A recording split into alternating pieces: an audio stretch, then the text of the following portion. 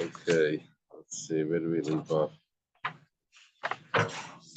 We left off on Mem Dalet Amud Beis. That's 44b. We're up to the word Vafra Pia Savar. Yeah, thank Hashem that they're able to learn Torah every day. Especially by learning, we should have to do some English. And learning Lili Nishmas, Sahaba Golda Basbar Yaman. And Daniel is been seeing. Whoever needs to refush Lema. Israel. Oh, should be safe in Eretz Israel.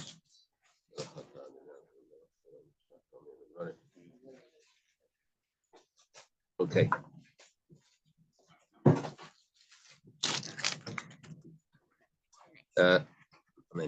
If you remember, we had a machlekes here. Well, it was like a discussion rather. If gold is the commodity, or if silver is the commodity, right? Yeah. Rebbe, when he was younger, he felt that silver was the commodity and gold was the currency. When he got older, he says, no, gold is the commodity. When he was younger, he said, gold is the currency and silver is the commodity. That's when he was younger. When he got older, he said that no, gold is the commodity and silver is the currency. Okay, anyway, we say now, Rabchia also holds that gold is the currency, which is the way Rebbe held when he was young.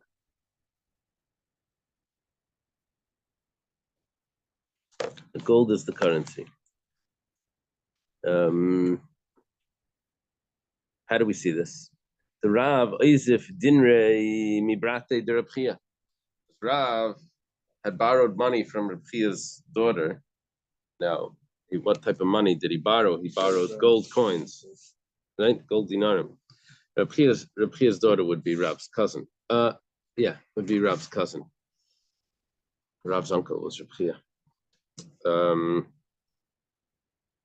L'saif, Iker Dinrei. In the end of this, when it came time to paying back, the value of the gold has increased. So he comes to Rabchia. He's going to give back, let's say he borrowed 10 dinarim, and he has to give back 10 dinarim. It turns out that the dinarim are now worth more. So if you say that it's a currency, then you say, so what? We don't change the loan, what you owe, because the dollar has increased or decreased, right? We don't change that. If it's the currency, then you give back exactly that. But if it's a commodity, so then you have to take that into account, that the price changed, and you have to go back to currency and to see what you borrowed and to pay that value. So it goes like this. It says, go pay her the good daughter. I think he's slightly biased, but that wasn't the issue over here. The issue over here was what the halacha is regarding gold. If gold is considered a commodity or a currency, so he says it's a currency because pay her the good coins, exactly what you borrowed. If you say that gold is considered a currency, then shaper, then it makes sense for him to say that. But if it's considered commodity, then what Rav was doing was borrowing one sa, which is a measurement of grain, and then repaying one sa, which is a measurement of grain. Even if the price changes, it may end up being ribis, being interest. Here he's giving back the same coins. That's ribis. It's ribis derabanan. It's rabbinic, because it wasn't made up at the time of the loan that you're going to give me back more. But nevertheless, it's this is a decree of ribis. Is the value of the currency tied to the value of the material? Like we used to use a gold standard. Now it's just whatever we think of the value of the currency. Probably wasn't like that was. You see, gold or. Yeah. Now we're thinking about silver certificates or something. Yeah. That's what. No, but we're over there. Actually, it's the actual metal. It's the actual. So it's tied to that. Yeah. But you can have several currencies, right? It's just how they compare to each other, right? You have several currencies, right? Oh, you're saying that you can have silver and you can also have gold. Can also be a currency, just not relative to To a buying silver. silver. Uh-huh. Like, Yeah. value.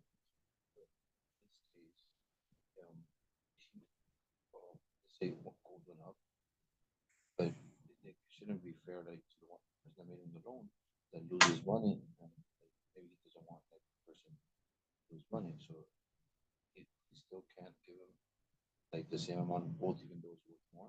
Rab is saying that he does give back the gold. Rab Chia is saying that he does give back the gold exactly the same amount.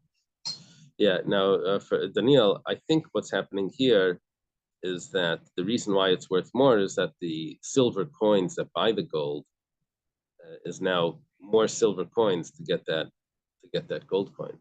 So we're still doing relative to silver. So obviously he's saying even relative to silver is still considered a currency.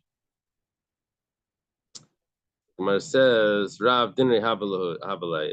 It's not a real proof because Rav had dinarim. Even David did not have a dinri nasikaimale halveni ad shavi bni ad shem semachtech. You see, there is an exception to the sabasa. Sabasa is a measurement for a measurement, which is, we mentioned, is a problem of ribbis. If you borrow a certain measurement of grain and then you return the same measurement, it could be that you're giving the different value, giving a higher value, which would be interest. But there is an exception to that problem, and that is if the person has the grain in his storage house, in his home, and he's just saying, "Can you lend it to me right now? I have it waiting for you. I'm going to give it right back. It's just I have to wait for my son to come, or I have to wait for the key to arrive, or whatever." So that's not considered interest. He has it right there. I think you have things like this, very common today. You're in the store, the guy in front of you, his credit card doesn't work. So he says, "Would you mind? I'll use your card. I'll cash app you now." So so that's not a problem. That's just a regular exchange. But then sometimes what they do over there is they give you. I had this once. The guys gave me, it was like $18 and change. And the guy cash apped me $19, to make it even. I'm like, oh no, I have to refuse that. That's interest. Because he paid me more than I lent him, but because it was all on the spot, I think it's okay. Because it was all voluntarily. It's not someone charges you. Voluntarily give you interest. It's still a problem. It's still a problem. Yeah. Oh. Yeah. Wouldn't that be enough? I do The that. I guy find is myself so doing that thankful, like, and he And didn't want to we, be like, we don't give gifts after a loan. You're even not supposed to say thank you. Yeah. Whoa. Is this taught somewhere eventually? Yeah.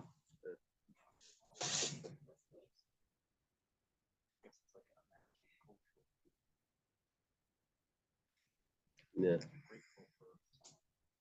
No, you're still grateful. You're supposed to say, like, I can't say thank you.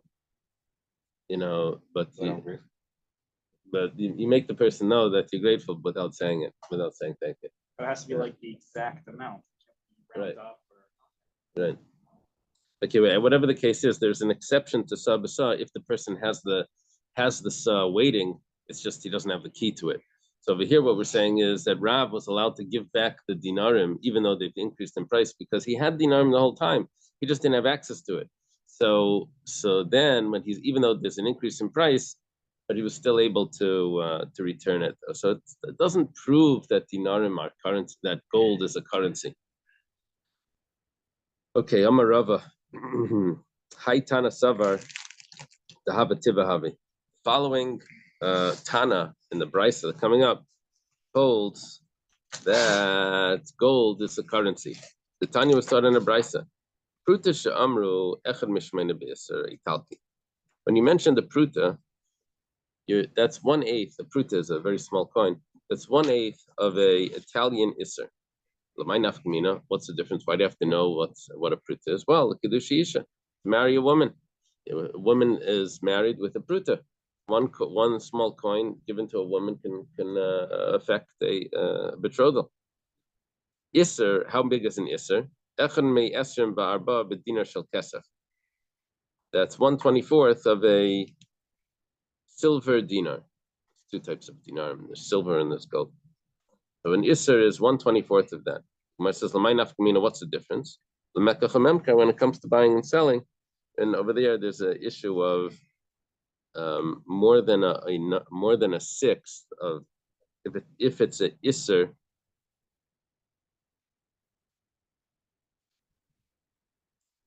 More than it's supposed to be, then that's considered a extortion, yeah, overcharging or underpaying.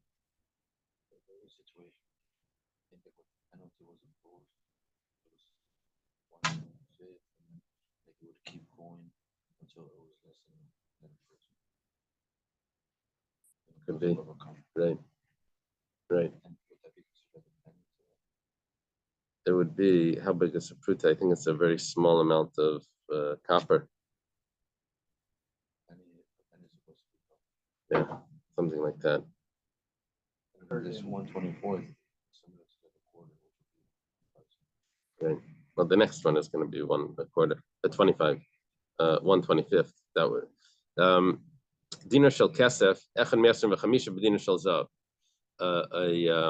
A silver dinar is 1/25 of a golden dinar. That means 25 silver dinarim will make up one golden dinar. Now I have to throw in one more coin over here, which it doesn't do. That is the shekel or the selach. 4 dinarim equal a shekel, or the Talmudic selah, or the biblical shekel.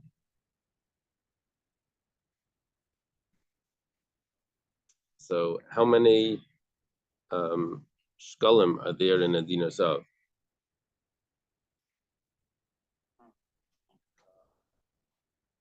6 in a quarter or whatever, because it's 4 will equal. You'll get 5. 5 shkalim will be 20. Will be 20 dinarim, dinar kesef, and then you can really have 6 dinar kesef inside a dinar zav, right? Because it's 25. Correct? Says, 4 times 6, 24. Mentioned by the sages, 1/8 of Italian, right? Yeah, okay. Which is 1/24 of silver. Right. So now the Gemara says, "L'may nafkamina, what's this relevant for? L'pidyon haben." It's relevant for a pidyon haben. Now the significance of the pidyon haben is that you're supposed to take 5 shkalim and give it to the Kohen. So what we're doing over here is what we're saying is that really you don't give 5 shkalim. Really what you give is 4/5 of a dinar zahav. 20 out of 25 of a dinar zahav. Now, if the value of a dinar zahav shifted, and now it's, let's say a dinar zahav is worth 30 coins, I don't give 20 coins to the Kohen.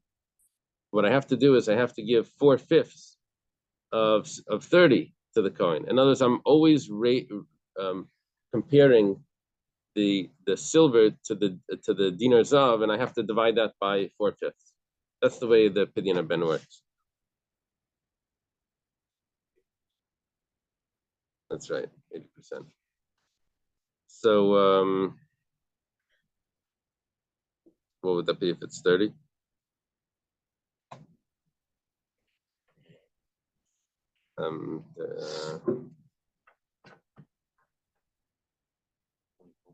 Give 24. Figure 24. Yeah. Okay. Okay, so that's what they're saying. Now, if you say that gold is considered the currency, then Mishar Tana B'midi the cuts. Then we're evaluating it by something that's set, the standard. But if you say that gold is considered a commodity, then how could you evaluate the silver based on something that goes up and down? Commodities, the price goes up and down. It's the currency that's supposed to stay the same. The Gemara says, sometimes,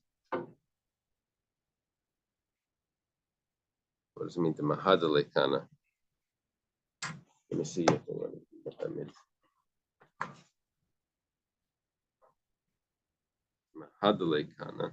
Sometimes the priest returns more than 5 silver dinars to the father who redeems the son with a gold dinar. That's why if it got worth more. Sometimes the father must add to the gold dinar.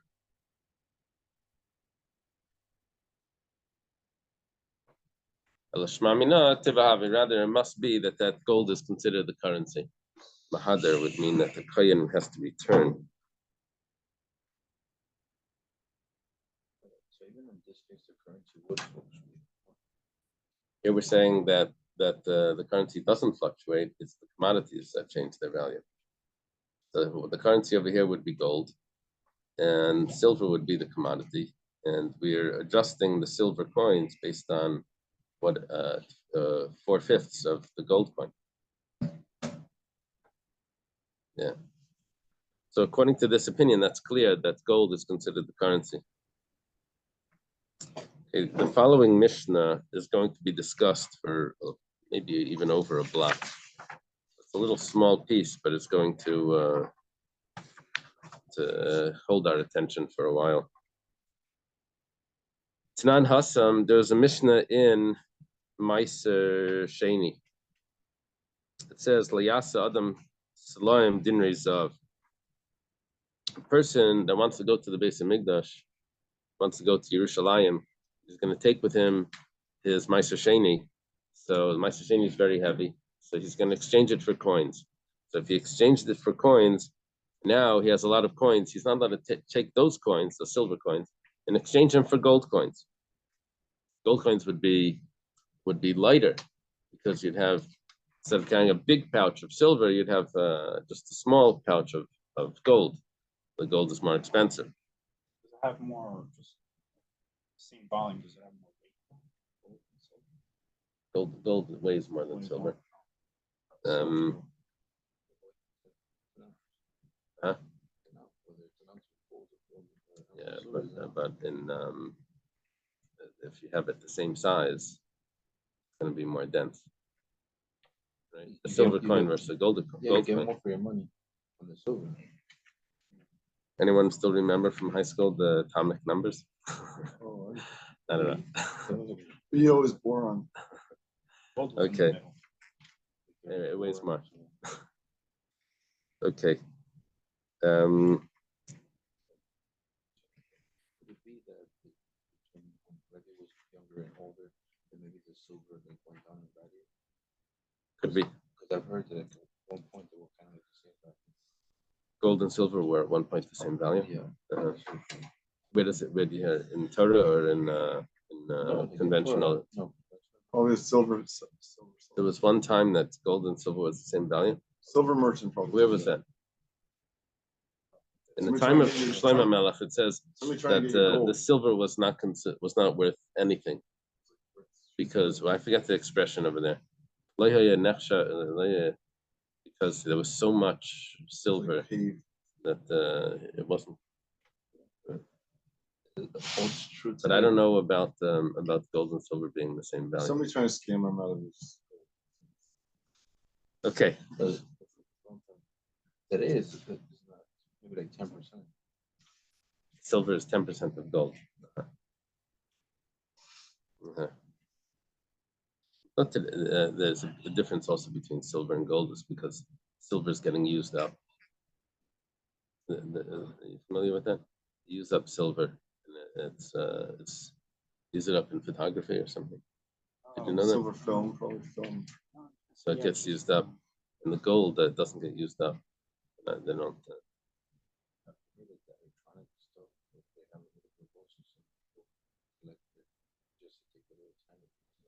Yeah. Okay.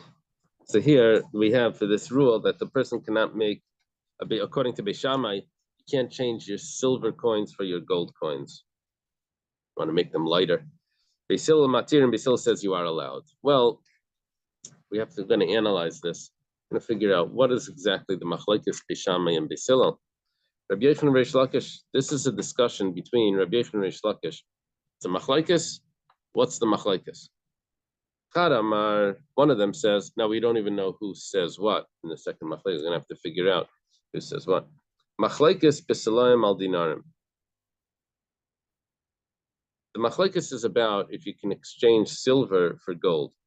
Beishamai sabri, Beishamai holds kaspativa. You can't, because you have to take the fruits and turn them into money. But you can't take the money and turn it into fruits until you get to Yerushalayim. And you can only turn it into edible food, right? So kaspa, the silver is already, according to Beishamai, is the currency. The dava peri, and the gold is considered commodity. B'tiva peri le'mechalin, you can never exchange currency for the fruits. Le'mechalin, you can't be mechal. You can't take the holiness off the currency and put it onto a commodity. Basil Sabri, Basil says no. Kaspa peri v'dava tiva. The silver is the commodity, and the gold is the currency. But you're allowed to put the fruits onto, and you're allowed to put the commodity onto the currency. So therefore, you can exchange it. Question is, how did it get there originally? Because you exchange fruits for a currency, not for a commodity. So how did it do that? Okay, let's see. Apple Paris al dinarim. But everyone would agree, here's the answer to that. But fruits for the, exchanging fruits for silver, so that, no, fruits for, not for silver, fruits on gold, and everyone hold that you're allowed to do that. Okay. My timer, what's the reason? Where do you get that from? It says, well, we see this clearly, that silver, according to Beis Hillel, even though relative to gold, silver is considered a commodity, but regarding the fruits, it's considered a currency. Now, as according to Beis Hillel, how did the silver get the holiness of the Meiser Sheni? Because you took fruits and you exchanged it for silver. 1 second. According to Beis Hillel, gold is the currency. Says that doesn't matter. Gold is the currency relative to silver. But silver is considered a currency relative to fruits. So okay, so you were able to exchange it for the first currency. This Meiser Sheni, I think it's only on.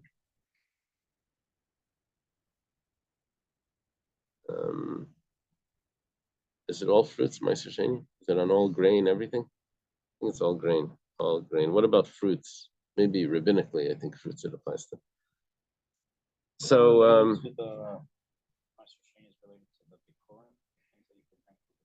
Bikurim was something else. Bikurim, it's a little confusing, but the Bikurim were the first fruits that are only the 7 species. Yeah, Meiser Sheni is grain as well. Okay. On Tu B'Shvat, that's the Meiser for the fruits, right? Tu B'Shvat is the cutoff, yeah, for the Meiser for fruits, right? I know it has to do with the Arla as well, with the anything that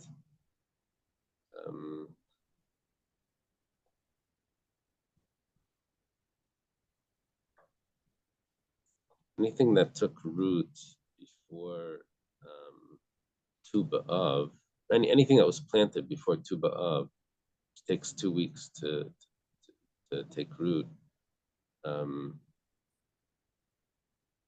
Finishes its first year with the 1 month of El to Tishrei, and then in its 3rd year, you have to wait until Tu B'Shvat.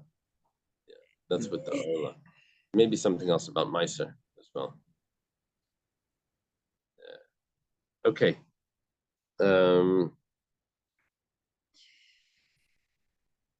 So if that's the case, if according to Beis Hillel, you can exchange fruits for silver, even though silver is really a commodity relative to gold, so the same thing should apply to Beis Shammai, Zav Namel Beis Shammai. Gold, according to Beis Shammai, even though gold is considered a commodity relative to silver, which is the currency, but relative to fruits, gold is considered a currency.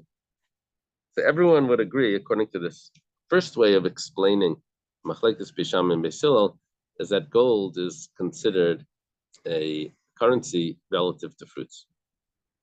Maybe even relative to silver, according to Beis Hillel. Okay, that's one opinion. Excuse me, I don't understand the problem that the Gemara is trying to solve here. And here's my question. When somebody has to bring fruits to Jerusalem, he has to get it there somehow. Right. And whether he takes the fruit in a wagon, it takes several days together, or he sells it and gets silver, or he takes the silver and converts it to gold because that's easier to carry. In all cases, there's some kind of cost to the transportation. He's never going to get, unless he lives next door, Right. in Beit Shemesh or something, he's always going to have some kind of a loss. Like Nachlaot. Or not close, yeah. But I guess I don't understand, what is the problem here? Because there's a rule of the Meiser Sheni that you can only exchange it for money that's considered a currency. It says Vitzarta HaKesef. You wrap up the you can't exchange it for blank coins. You can't Okay. exchange it for valuable items. You have to exchange it for the currency. But is that because when you get to Jerusalem, let's say you exchange it for gold, you get to Jerusalem, now you're going to have to go to a money changer and he's going to clip you? That could be a reason for what the Torah says, but I don't know if you have to go that far. The fact is, the Torah says that you have to put it you exchange it for currency.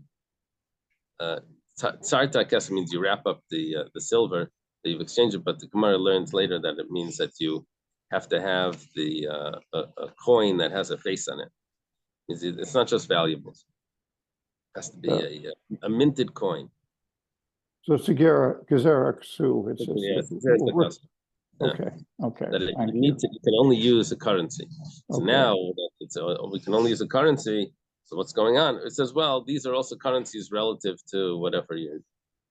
It doesn't say what currency, so it could have been Roman currency also. Right. Yeah, it does say, it's interesting. It says Kesef. Kesef is either silver or money. Right. Sometimes it's silver money. Then the question is, what's the main point of it? The silver or the money? That's a discussion. So does the determination of a dinar go by volume or weight or size or designation? Very interesting discussion. Hmm? I noticed Tosfos over here says that in those days, there's a Rabbeinu Tam had a question. Tosfos Echad Michafei B'dinar Zav. He says, how is it possible, Tosfos asks, that in those days, gold was so expensive that 25 coins of silver would equal to one gold, and nowadays, even pure gold is only 12 times silver, not 25 times. That's So he didn't say if the silver coins that he's comparing were all the same. So Rabbeinu Tam says that the dinar zav weighed 2 silver coins. Oh. And it was also, he says it weighed more, it was also thicker.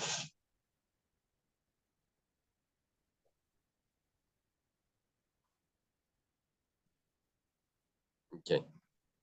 He says he doesn't want to elaborate. It's not necessary to elaborate. Okay.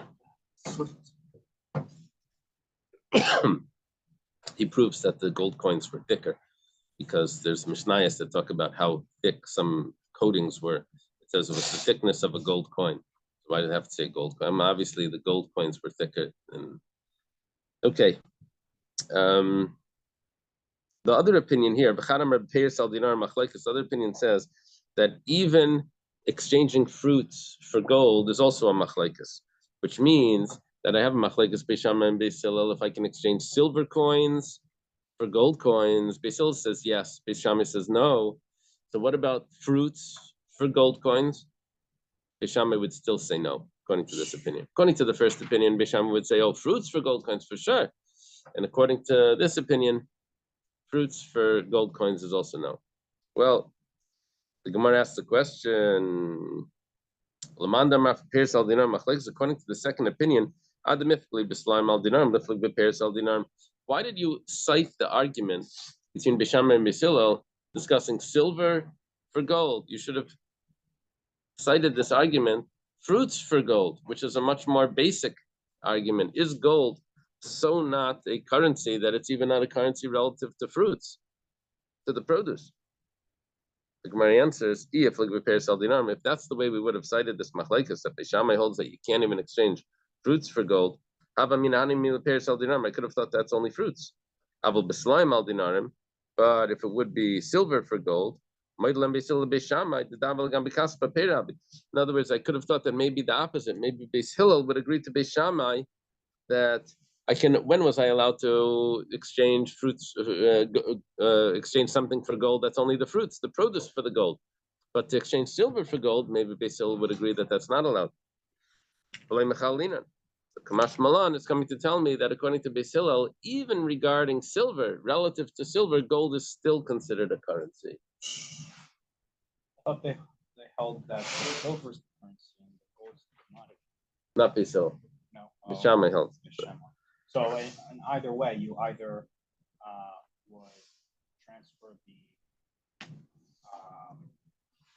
fruits to gold, and then the gold to silver, or fruits to silver and silver to gold. What you're supposed to be doing is exchanging the. Everyone agrees that you could exchange fruits for silver. Question is if you can exchange fruits for gold. That's a machlekes Rabbi Yochanan and Rish Lakish. If Beis Shammai doesn't allow it, according to Beis Hillel, you for sure allowed. Okay, now to Stayim, let it be settled. The Rabbi Yochanan Damar ein Mechalin, that Rabbi Yochanan was the opinion that says that you can't exchange the fruits for the gold. The second opinion. No. Yeah. The second opinion, as opposed to the first opinion, which said that everyone agrees that fruits for gold you can exchange. It was only the silver for gold that you can't. That would be Rish Lakish's view. Here we're saying that Rabbi Yochanan holds that you can't exchange even fruits for gold. Rabbi Yochanan says, from Papa Bimhei, also lilveis dinar b'dinar. You're not allowed to lend a gold coin and expect back a gold coin in return. Why? Because that's similar to two commodities. You're taking back a sa b'sa, a measurement of grain, and you get back a measurement of grain. Maybe the price changed. Dinar demai. What are we talking about over here? Ilem medina shel kesef, medina shel kesef. Are we talking about that it's a silver coin for a silver coin? Does anyone hold that silver relative to itself is not considered a currency? It must be, we're talking about gold. And gold could be considered a commodity. And therefore, when you lend that and you take it back, it could be that the price changed in its interest. Ulaman, who would this be following? Rabbi Yochanan says you're not allowed to do this. He says, Beis Hillel holds that gold is considered a currency, so for sure you're allowed to. It must be that he's following Beis Shammai. It must be Rabbi Yochanan holds that you can't exchange fruits for gold because that's not considered a currency, that's considered a commodity. Tosfos asks, don't think that, of course, Rabbi Yochanan is following Beis Shammai. No. It's the same opinion as Beis Shammai, but he's really following our Mishnah, which holds that gold is considered the commodity. the way out. Okay. The Gemara says maybe not. How do you know that that's so? I can tell you Rabbi Yechanan holds that you can exchange fruits for gold. So why was he so strict about lending? Shani Alva, when it comes to lending gold,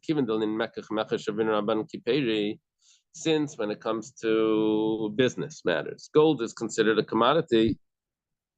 Why? Because we said if someone buys the gold, as soon as he takes the gold, then the silver is exchanged, right? The silver that's considered the kinyan, taking the gold. It's not considered the payment; it's considered the commodity that he took, right? Because hazav kanyas hakesef, the way we said in our Mishnah, since it's considered the commodity, we say that it is the one that goes up in price or goes down in price. So we consider it regarding lending the same thing. Now, since for business matters, that's what we consider it. So therefore, for lending, we're going to consider it also a commodity, and we have to be careful with interest that not to lend it and take it back at the same weight with different values, the same volume, maybe different values.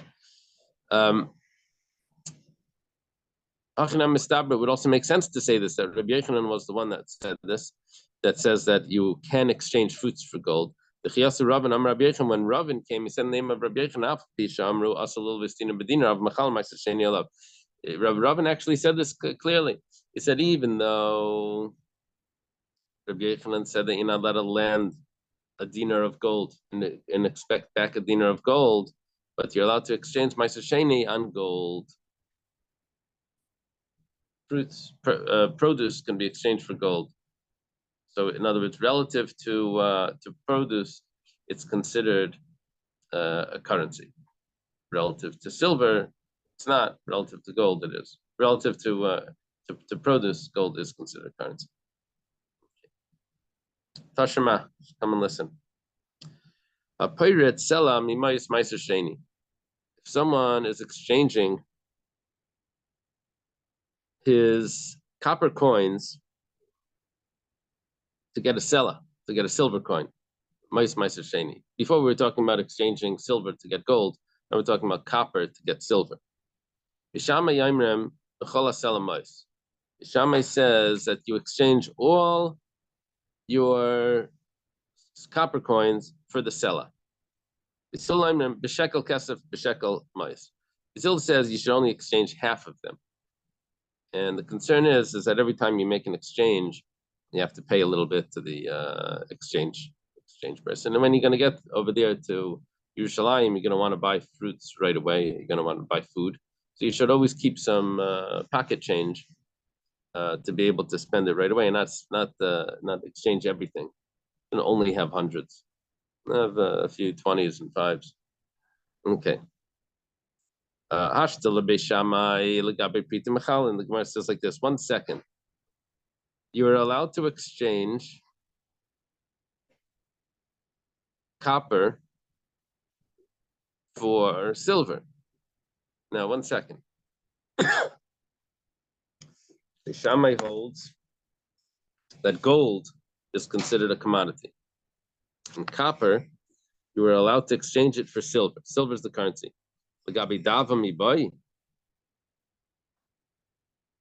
If silver is considered a currency for copper, that's you're allowed to exchange copper. No, 1 second.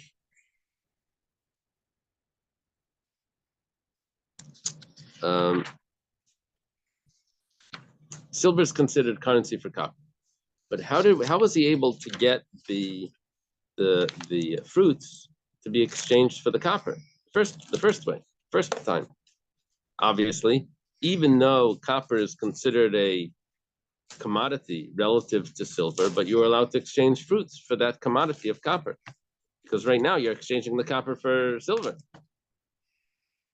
So if that's the case, then gold, for sure you should be allowed to exchange fruits for gold, which are even more expensive, which possibly that's possibly that is the real currency, gold.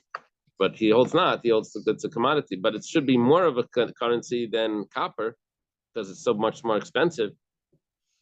And if you if you're allowed to exchange fruits for copper, even though silver is the currency, so for sure you should be allowed to exchange fruits for gold. For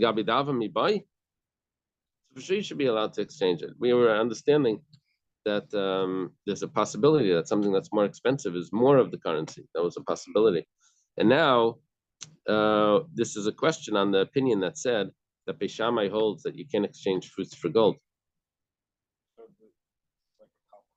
Yeah. If you can exchange fruits for copper, for sure you can exchange fruits for gold. My answer, Shani Priti Basa de Sagi and Kharifi. This is in a place where we mentioned before that there's some places copper is much more common, and in those individual places, even though it may be not so internationally, but in those individual places, copper would be considered the currency. So in that place, that's where they were allowed to do that. Okay. Lishna Achrina. There's another version of what the machlekes is Beis Shammai and Beis Hillel, based on the opinions of Rabbi Yochanan and Reish Lakish. There's a different version. So far, the machlekes Rabbi Yochanan and Reish Lakish so far was if Beis Shammai holds that you can exchange fruits for gold, or if Beis Shammai, yes or no, that would be a machlekes Rabbi Yochanan and Reish Lakish. The machlekes Beis Shammai Beis Hillel is if you can exchange silver for gold. Question is, what's the extent of that machlekes? That's a machlekes Rabbi Yochanan and Reish Lakish. Does it also apply to fruits for gold? Now we have another version of this, slightly different. There's another version that explains this. Rabbi Yochanan and Reish Lakish. So machlekes Rabbi Yochanan and Reish Lakish about that Mishnah and Ma'aser Sheni that we're discussing, which is a machlekes Beis Shammai and Beis Hillel. Chad Amar, one of them says machlekes b'slaim al dinarim. Machlekes is only regarding exchanging silver for gold. Beis Shammai sabri hakesef kesef rishon lekesef sheni. Beis Shammai says you can only do it one exchange, not two exchanges. It says hakesef, the silver or the money means you get one shot. Forget about if it's gold or silver. That's not my issue here. My issue is how many times can you keep exchanging it? You already took the holiness off the produce and you put it onto money. Beis Hillel sabri hakesef riba hakesef kesef riba fil kesef sheni. Beis Hillel holds no. You're allowed to exchange it from one to another to different currencies and keep changing it. Yeah. But when it comes to fruits directly onto gold, everyone would hold you're allowed to do that. Because that's considered the first exchange, and the first exchange you're allowed to do. You're allowed to do one exchange. The whole machlekes, according to one opinion, is if you're allowed to exchange the coins for other coins. But it seems that what they're implying is that whatever you exchange the fruit into, that currency, that becomes the solution. Right, exactly. Exactly. That way, and therefore you take the fruits to Yerushalayim. You take the money to Yerushalayim, and the fruits you leave over here with your family or friends. That falls off, and they can, and your family and friends that are back at home can eat the produce that used to be Ma'aser Sheni, that had the sanctity, because the sanctity is redeemed. It's gone off that, it goes on to the money. And then when you exchange it again, according to Beis Hillel, it goes off that money and it goes on to the new money. According to Beis Shammai, you're not allowed to do that. That was one opinion. The other one says, that actually there's a machlekes even if you're allowed to exchange fruits for money. For gold. There's two totally different ways of learning this machlekes, and according to this Lishna Achrina. One opinion says that my issue is not gold, my issue is a second exchange. And the second opinion says, no, my issue is gold. That's the you have to exchange it for the currency. Right. There was a machlekes whether gold was currency. Right. That's the first way of learning this machlekes. The second way of learning this machlekes is you can only exchange it once. That's one opinion. Other opinion is no, it's a discussion back, like we said before, regarding gold. Is gold acceptable? The according to this opinion that says the machlekes is about exchanging silver for gold, and the question is really if you're allowed to do a second exchange. That was the first way they were explaining.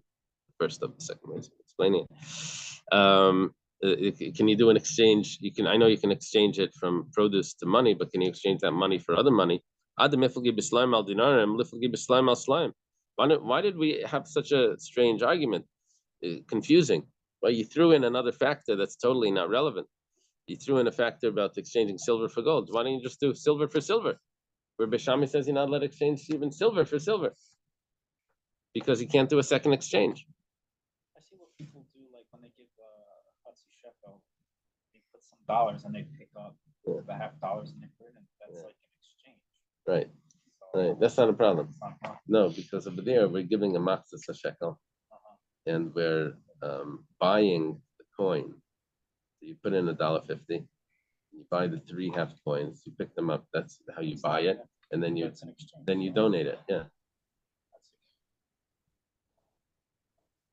One second. There's a few things going on over here. You don't have to get confused.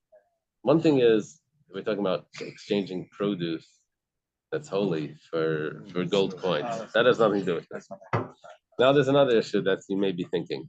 When you put the money down, do you automatically acquire the coins? No, you only acquire the coins when you lift them up. That's why you have to lift them up, and then you donate them. Then you drop them back down. All right. I guess I don't understand Beis Shammai's opinion, saying that you can't exchange it. Because when you get to Jerusalem, the silver. Oh, we're gonna see. We're gonna see in a moment. We're gonna see in a moment. The Gemara and Reb Naftali. We'll discuss this. You'll see in a moment.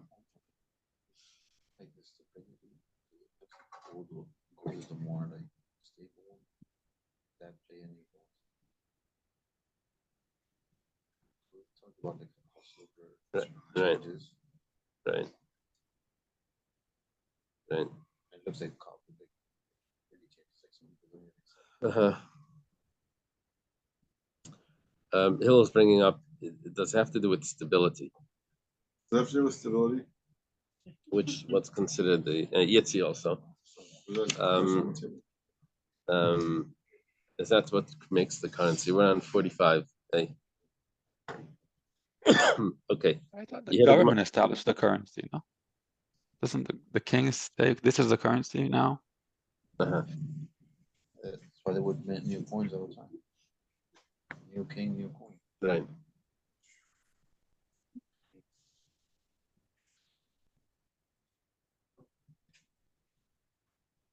This is too complicated for me.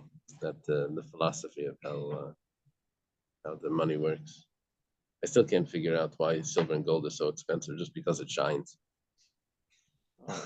It has That's what ties Hashem said. also with how much it takes to get it. I know, but so what? Should not make something expensive if no one needs it. I probably don't know why the lion is the king of the animals. And what is it used for anyway? Just for some ladies' jewelry. That's No, but like it's also became used like a commodity. so Doesn't the valuable. Gemara have- It's I'm not supply- nothing supply against and ladies' demand. jewelry, just like that. Silver's more common than gold, so that's why gold's more. It says in the I Gemara. know, but let's say sponges, which is hard to get sponges, but no one's making sponges. You know, like price of to dive to get it. You know. It says in the Gemara how precious gold is. Even from here, like gold would be like the standard. People had gold coin. Today, right now, they have like a gold rush. Like everybody's running to buy gold because the dollar is gonna. They say it's gonna. No, I'm not talking about that. I'm talking about why originally, when in the beginning of our society, you know, going back 5,000 years, why was gold considered so precious? And the Shem silver. is going to ultimately use it for the Mishkan and the Beis Hamikdash. Okay. Everything was precious back then. Back then, they just bartered, like Stand by the trade, argument. buy sponges for your all this grain. Right. Like but gold, I think, became easy to hold on to. Uh-huh. It's not big There's deal. other factors. Okay. Can't make So gold Gemara cheaper answers than the gold, question dude. like this: if our issue is exchanging anything for another thing, if my issue is exchanging, I can only do one exchange. I can't do two exchanges. So then, if you would have said that it's exchanging silver for silver, I would have thought that that's a problem for Beis Shammai to make a second exchange. But Beis Hillel allows it. But if you never mentioned exchanging silver for gold, I could have thought that maybe Beis Hillel doesn't allow silver for gold either. Therefore, I say exchanging silver for gold, Beis Hillel allows it. Beis Shammai wouldn't even allow silver for silver, but Beis Hillel allows even silver for gold. Okay, Kamashmal, that's what it's coming to teach us. Tashima, come and listen. Naftali, your point is coming up now. A pirate sells Shemaisa Yerushalayim. Let's say someone comes to Yerushalayim, and now he has the silver. Now he's exchanging his silver coins for copper coins. He wants to be able to buy things in the store. He needs to have change. You know, sometimes some stores say we don't accept hundreds or something. You have to come in. Usually, no, I think it sometimes. Get all this change out. Yeah. Usually at these stands, you know, like these water stands for water in New York, and you go over there, you give them 100, they lose all their change like in one go. So That's it. So anyway, they want to have copper. Exchange everything in one shot. No, you change half and half. Now the explanation for Beis Hillel would be that the copper doesn't last so long. It oxidizes, it can go bad. So therefore, he says, hold on to the silver for longer. Not as bad as the copper does. No. Yeah, silver does tarnish, but not as quickly and not as bad as the copper. Yeah. The Arm hammer, carbon dioxide, something like that, make the silver back to good as new. Oh yeah, silver polish. You say what is it? What is the Arm and Hammer thing? What is it? Hammer and sickle? No, I know what you're talking about. What is it called? What is it? I can't hear you. You It's mean the product? the powder. What is Baking it? soda. Baking soda. Oh, Baking soda. So that cleans silver? Oh, yeah, I didn't know that. They did in school. My teacher brought in, and this was in 4th grade, she's telling us something about science, and she brought in a pot with her silver candlesticks and a piece of aluminum foil. And this candlesticks were very tarnished, and she boiled up the aluminum foil in the pot, and she put the candlestick in, took it out, and it looked nice and clean. Yeah. There's some chemical in there that pulled it off. Okay.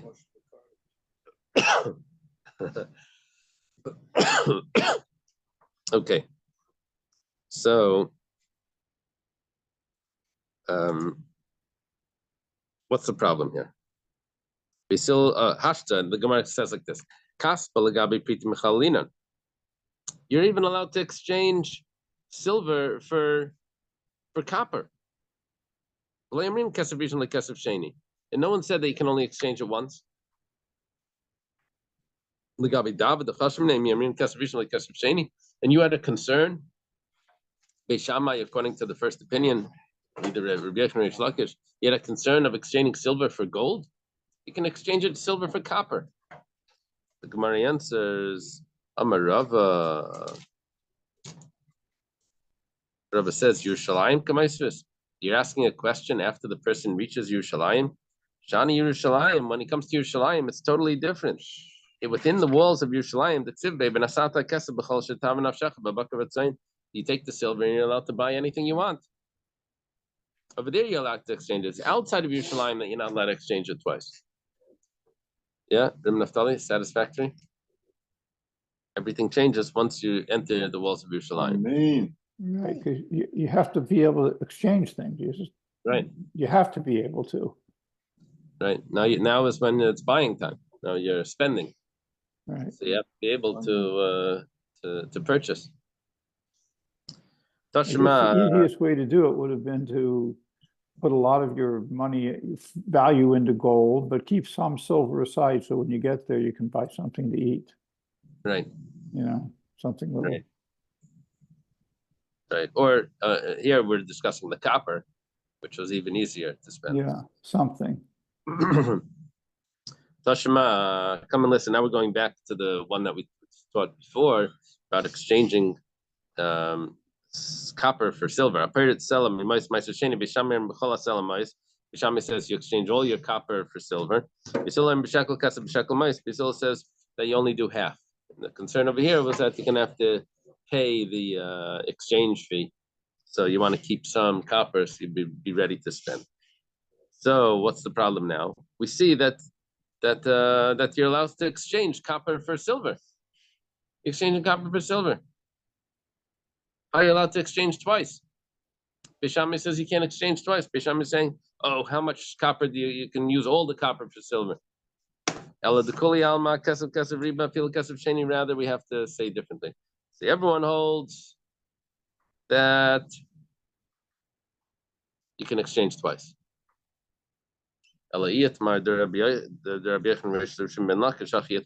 redo the second version of the Machlekes Rabbi Yechon Reish Lakish. One of them says the Machlekes is regarding exchanging silver for gold. The Bishame Savri, Bishame holds, goes Rinan, there's a decree. We don't want him to exchange his silver for gold because he may delay going up to the base of Mikdash. He says, well, I don't have enough silver to exchange for gold. I'm going to wait one more year. I'll go next year instead of this year. And he's going to delay that. So we said, no, you can only exchange it for silver. But we don't want you to exchange for gold. We don't want you to delay your pilgrimage. Basil Sabri, Basil says, we don't have a concern. Because even if he doesn't have enough to exchange for gold, he'll take his silver, and he'll go up. And everyone would hold that you're allowed to exchange your fruits, your produce for gold. No one has a concern with exchanging fruits for gold that you're going to wait longer till you get enough, because your fruits are going to go bad. So you're going to exchange them right away. You're not going to wait on your fruits before you exchange them. You'll exchange them right away. And if you have the gold there, so then good, you're ready to go. It's the silver that you may hold on to the silver for a long time, waiting till you get enough gold, enough to exchange it for gold. That's going to take you another year. But the fruits, if you're ready to exchange for gold right now, then you can exchange it for gold. You're not going to wait, hold your fruits till you can exchange them, because the fruits are going to rot. The other opinion says, there's a machlekes also about exchanging fruits for gold. Like we said before, is it considered a currency? Now in this discussion, we came along that we had a decree that this last opinion says, oh, it's a decree that maybe you're going to delay going up to Jerusalem, but really there's no problem with their Raisa. But the rabbis, Rabbanan who the Gazarbei, and the Diksani Yasev la Yasev. Now, go back to the original Mishnah that we were quoting from Meister Sheni. It says, Beishama Yaimrim lo Yasa Adam Salam Din Rezav. Says a person should not make his silver coins gold coins. So it says the expression "make" fits with a rabbinic decree.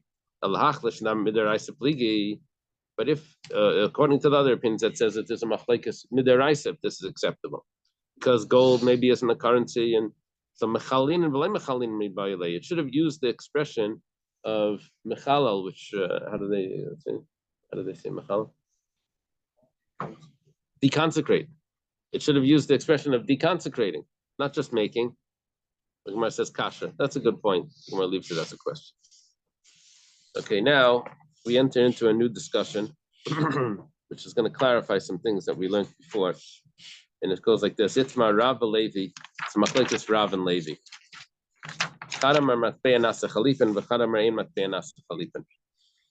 Can you make a chalipin, which is an exchange like barter, with a coin?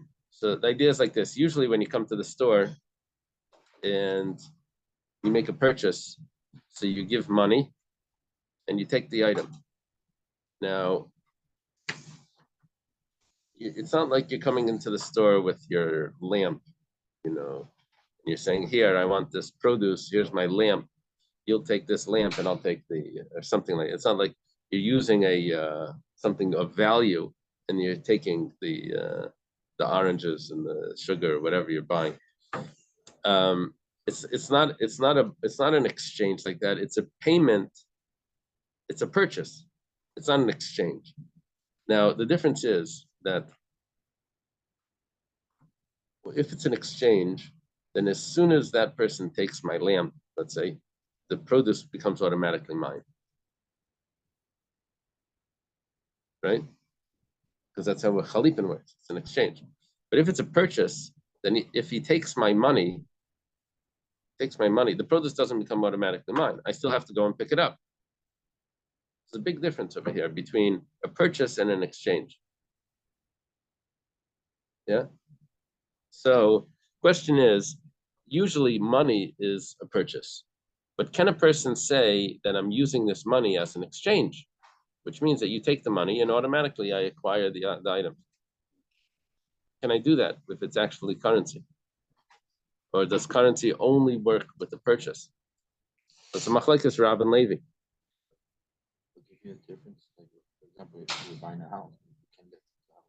Yeah. Oh, there's other ways. There's other ways of acquisition for a house.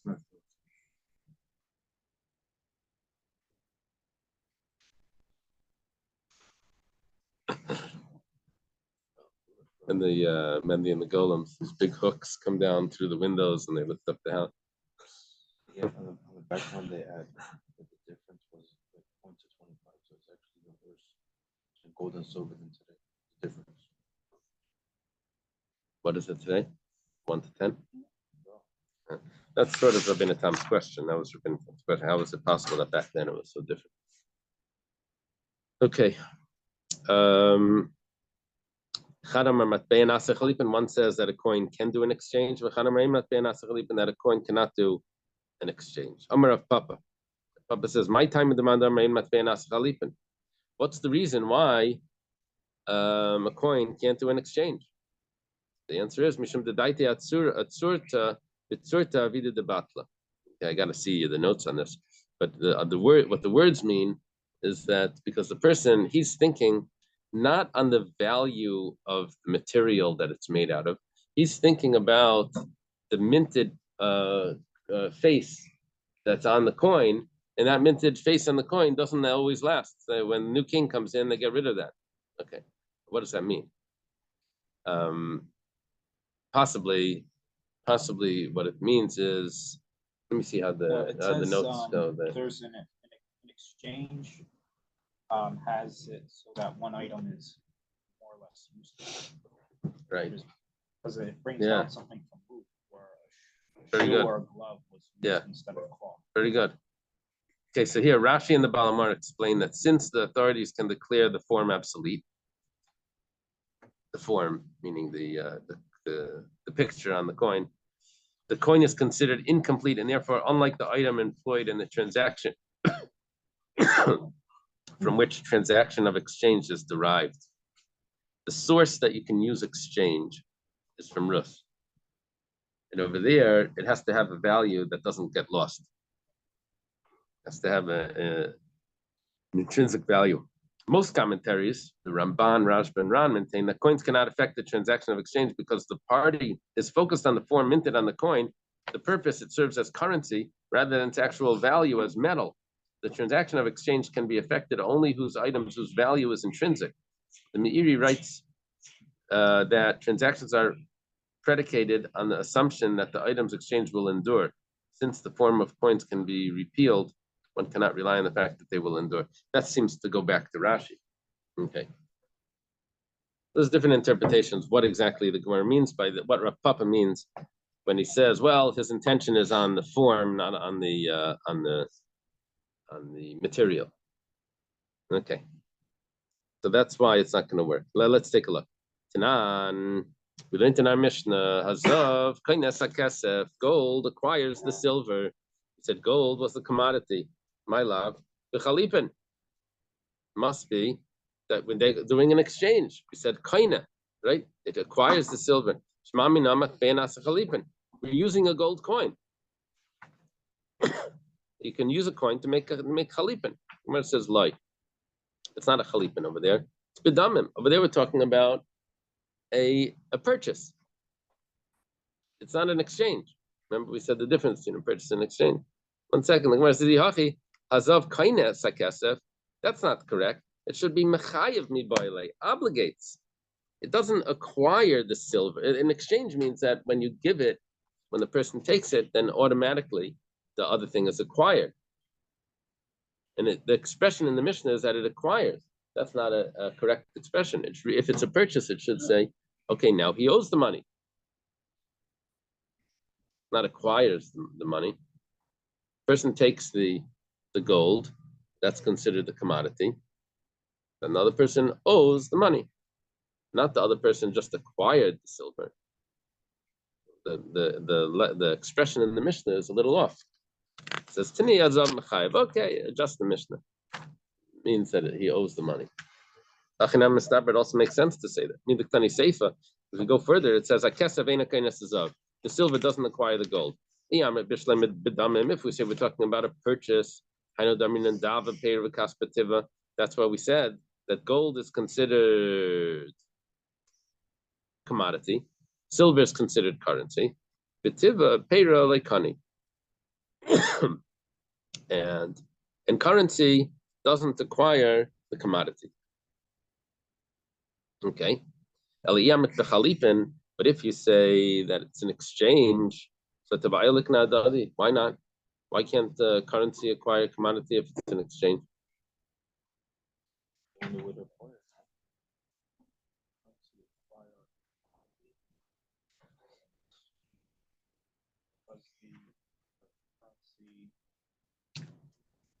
Hey, we want to buy a commodity, we use currency. Yeah.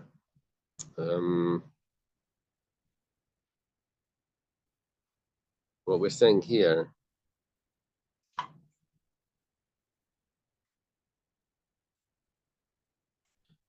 Could it be because of what you mentioned earlier that it would be like a sale? So the sale until the person does the lifting, it doesn't. right?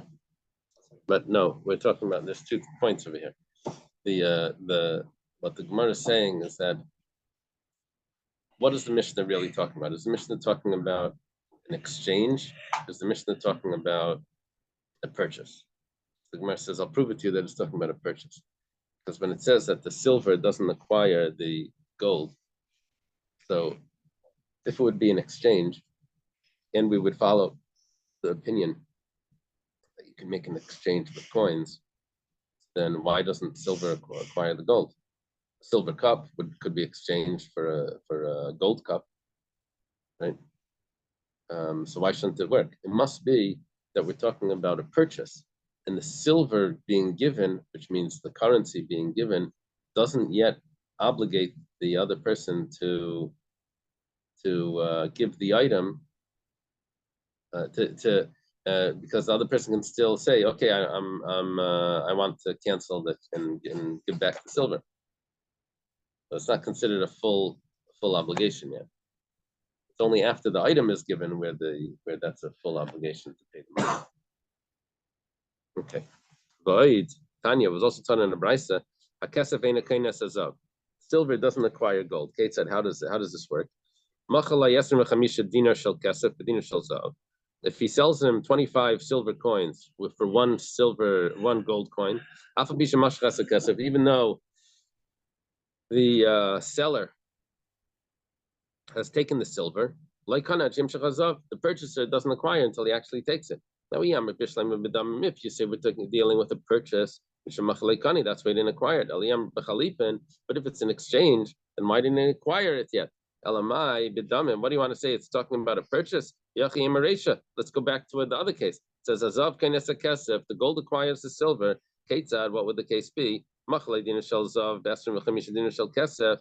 If he's selling him a gold coin for 25 silver coins, once the person takes the gold, the other person acquires the silver wherever it is. If you say it's an exchange, now I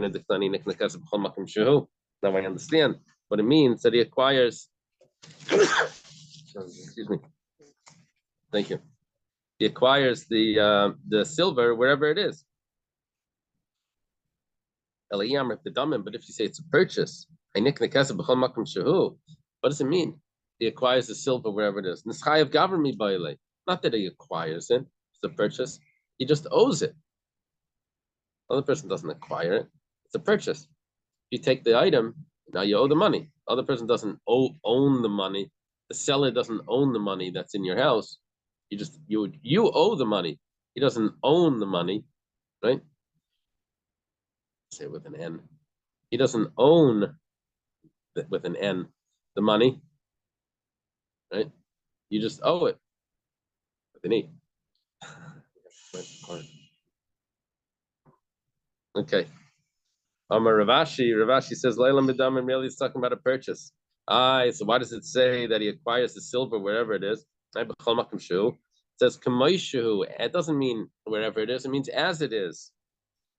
Kedamalei, he told him, Kamaishu Kedamalei, as he told him. Iyamalei, if he told him, Me'aniki Chadashi Yavin, I'll give you from a new purse. So then,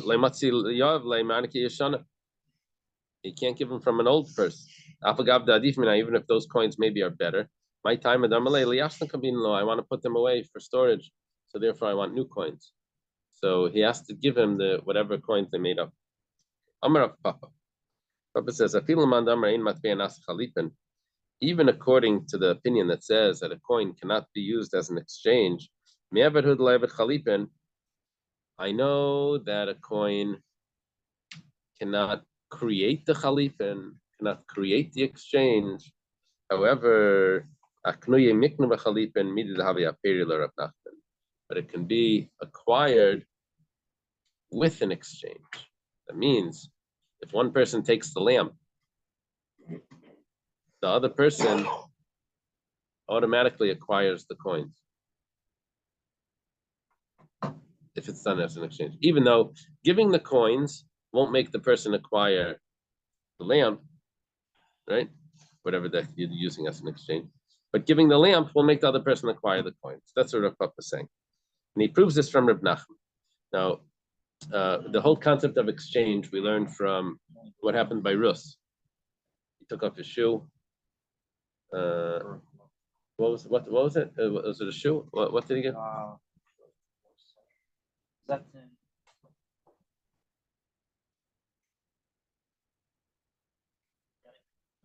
Yeah. It's in the 5 Megillas. For the one that says Ruth on it. Doesn't say Ruth in it.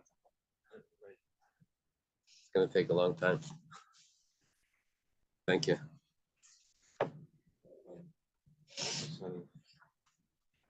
What parak is that? 4:7.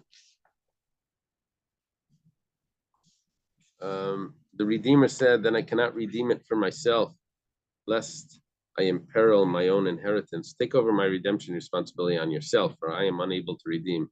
Formerly, this was done in Israel in cases of redemption and exchange transactions to validate any matter. One would draw off his shoe and give it to the other. This was the process of ratification in Israel. So when the Redeemer said to Boaz, buy it for yourself, he drew off his shoe. Okay. So they're using an item. So using an item to be used as an exchange. Now, Rav Nachman holds that you can only use an item and not fruits as an exchange. It has to be a keli, something that's reusable. They use a gadol, which is like a beged, a garment, which you can use more than once. So this is the Kenyan Sudar that we have today, is that Yeah, right? so the Kenyan Sudar is a play off the Chalipin. So that's a Right. symbolic exchange, Right. Kenyan Sudar, okay. Right. Not a symbolic purchase, okay. Right. Sudar is when someone lifts up a cloth to show that he's agreeing to something, or so the whose cloth it is if it's the cloth of the purchaser. No, it's the cloth of the seller. No, the cloth of the purchaser. The seller lifts up the cloth of the purchaser, and it's as if there was an exchange there. It's as if he gave him an item, even though he's going to give it back to him. But it's as if he gave him that item, and that was an exchange, and then then he gets the yeah. Could be.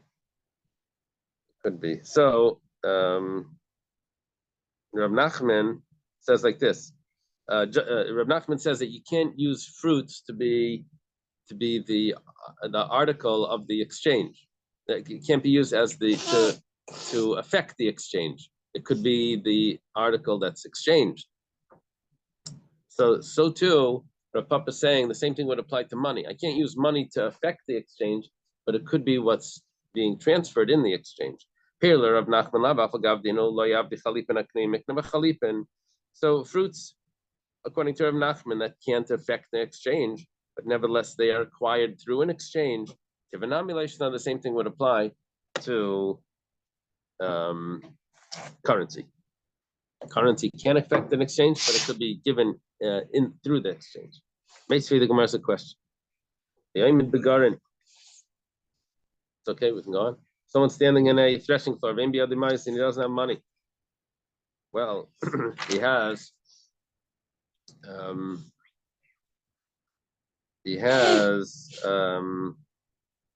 Meiser Sheni over here. But the rule with Meiser Sheni is that if you redeem it yourself, you have to pay an extra fifth. If someone else redeems it, he doesn't have to pay the extra fifth. So what he wants to do is he wants to get his friend to redeem his Meiser Sheni, and he still wants to keep it. So if he sells it to his friend, then that money is going to become Meiser Sheni. But he doesn't want to sell it. He wants to keep it for the produce for himself, and he also wants to pay the lesser amount without the extra fifth. So he's standing there, he doesn't have money. He says to his friend, these fruits are given to you as a gift. And then he says, okay, and I'm exchanging them for the fruits, for the money that I have at home, which means that he's buying them back. So what he did is he transfers the fruits over to his friend, and he purchased them back with money that he has at home. Now because he purchased them back, now the money that he has at home becomes wholly with Meiser Sheni, and the fruits he can eat. And he didn't have to do the extra fifth. Taima, what's the reason why he was doing this? Because he doesn't have money.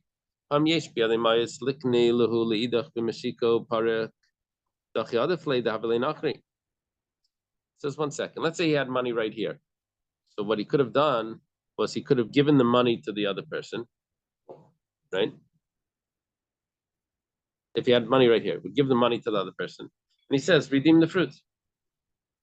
Very easy, right? Why do you have to give him the fruits? If he had money right here, he would just give him the money and say, redeem the fruits with the money that I just gave you, and then he doesn't have to pay the extra fifth. Now, and if we say that a coin could be used as an exchange, a coin could be given in an exchange. So why doesn't, okay, he doesn't have money right here, but why doesn't he give the guy a cloth? Say, pick up this cloth. Okay, the money that I have at home is now yours, and now use that money to exchange to redeem the fruits. What's the difference? If he has the money here, where he would do that, he would give him the money. Or if he has the money at home, money can be used in an exchange. It could be not as the exchange, but to be to be acquired in an exchange. The Gemara answers the less Leisuda. Well, he doesn't even have a cloth over here to do that. So to give him a piece of the land and say, the money is given to you together with this little piece of land in the corner. It says, he doesn't have any land. It says, but he says he's standing on the threshing floor. It says, well, it's not his floor. The Gemara says,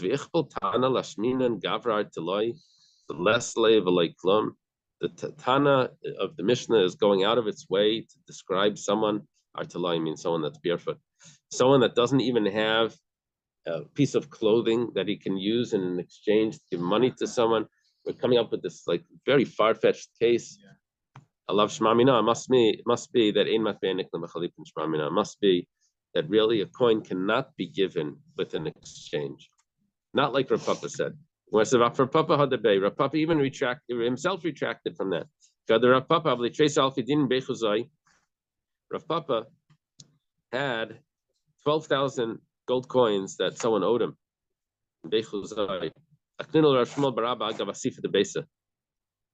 And he gave it over. Reb Shmuel Baracha was going to be traveling to Beit Chuzai, and he was going to get the money. The only thing is, the people in Beit Chuzai wouldn't give him the money, because they would be concerned that if it doesn't make its way back to Rav Papa, they're going to still owe the money.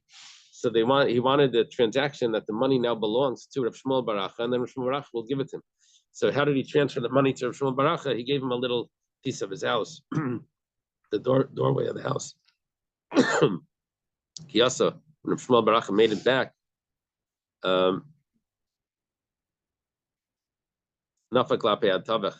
he went out to greet him until Tavach.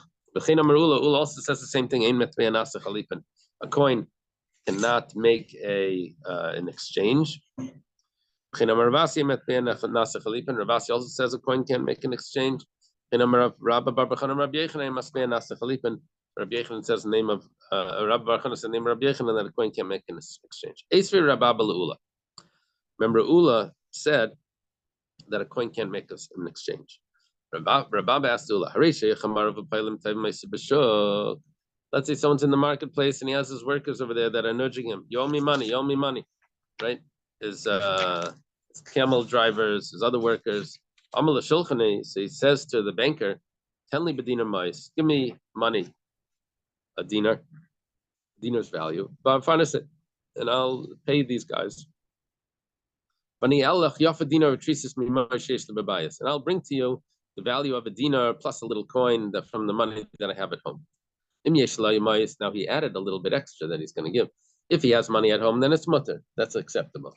But if he doesn't have money at home, then it's also he's borrowing money and he's paying for the borrow, which is interest. And if we can say, if you say that a coin does not make an exchange, so it's even if he has money at home, but he's still borrowing money.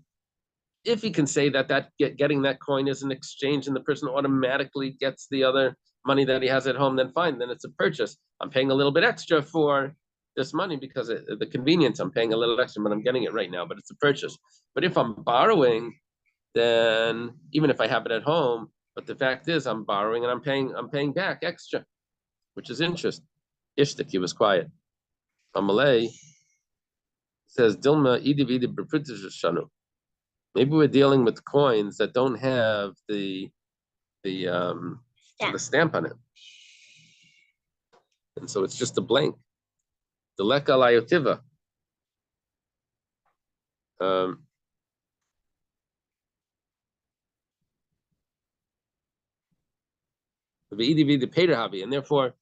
And therefore, in that case, it's considered produce, and you're allowed to make and that's why it's working. That it's an exchange. Ula said the coins cannot be an exchange, but here we're not dealing with real coins. Here we're dealing with just the metal, with blanks. And that's why it's working. So Ula says, yes, you're right. I'll prove it to you. The Tani Yafa dinar treases, like Tani dinar Yafa treases. It says the value of a dinar, and it didn't say a value of a good dinar. It didn't say a good dinar. Yeah. and plus the extra coin. Shmamina. Okay. Ravashi says Leila Medamim Frutis. Ravashi says you're right. We're dealing with this with these blanks, but it has nothing to do with Chalipin. Even this lane. But the point is, even the Isle, once he has it, we had an answer to this before. Something that has value, that may exchange in value. So if you have it right there, then you're allowed to exchange it. So was not a problem. If the person has it at home, he's just waiting for his son to arrive. Should we turn the page? Let's turn the page. Tashma.